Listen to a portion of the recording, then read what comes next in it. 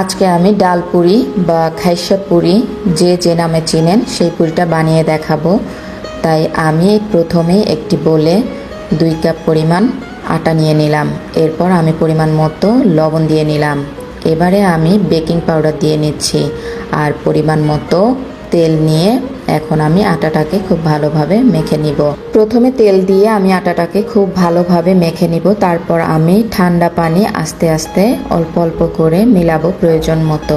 এরপর আটাকে খুব ভালোভাবে মথে নিতে হবে। মনে রাখবেন যত ভালোভাবে মথবেন তত ভালো হবে।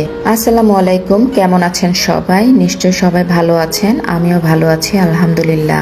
এখানে আটার ডোটা খুব ভালোভাবে আমি তৈরি করে নিয়েছি আর সবশেষে আমি একটু তেল দিয়ে এটাকে 2 ঘন্টার জন্য রেস্টে রেখে দিব। এখন আমি একটি বাটির ভিতরে অল্প কিছু আটা নিয়েছি আর কিছুটা তেল নিয়ে এখানে খুব ভালোভাবে মিক্স করে রেখে দিব। এটা আমি পরে কাজে লাগাবো, দেখাবো সেটা আপনাদেরকে।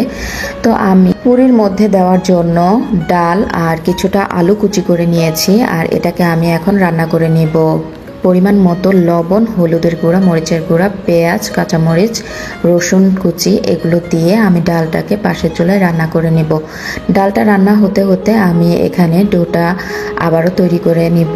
দেখেন আমার ডোটা কত সুন্দর ফুলে উঠেছে আর আমি এখন এটাকে খুব ভালোভাবে মথে নিচ্ছি। আর যত ভালোভাবে মথবেন মনে রাখবেন ততই সুন্দর হবে। আমি এখানে ভালোভাবে মথে নিয়ে তারপর ছোট ছোট টুকরো করে নিব।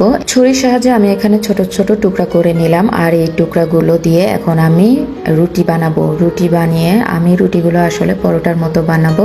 পরোটার মতো বানালে হবে কি, পুরিটা যখন আপনি খুলে দেখবেন তখন ভিতরে দেখবেন যে অনেকগুলো পার্ট হবে। তো আমি এখানে রুটিটাকে সুন্দরভাবে বেলে নিচ্ছিলাম। এবার আমি ওই যে গুলিয়ে রাখা যে আটা আর তেলের মিশ্রণটা ছিল সেটা আমি দিয়ে দিলাম। এতে করে আপনার এই পরোটার এই ভাঁজটা খুলে যাবে না। এভাবে আমি সবগুলো পুরির জন্য রেডি করে নিয়েছি। এখন আমি একটা একটা করে বানাবো। এভাবে আবারও বেলতে হবে। বেলার পরে আমি ভিতরে এই যে বানিয়ে রাখা যে ডাল আর আলু দিয়ে তৈরি করা যে মিশ্রণটা সেটা আমি ভিতরে দিয়ে দিলাম আর এভাবে ভাঁজ করে নেব। মুখটা খুব ভালোভাবে আটকে নেবেন, নইলে বের হয়ে যাবে।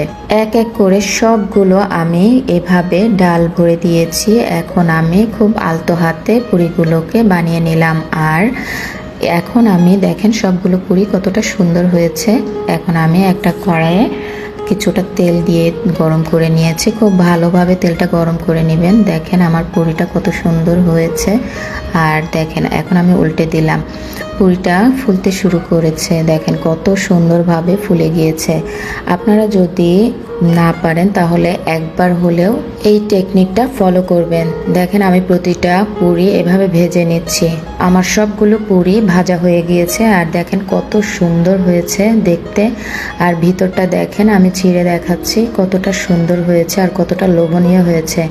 আমার ভিডিওটা আজকে এই পর্যন্তই। আমার ভিডিওটা যদি ভালো লাগে তাহলে অবশ্যই লাইক কমেন্ট করে পাশে থাকবেন। আল্লাহ হাফেজ।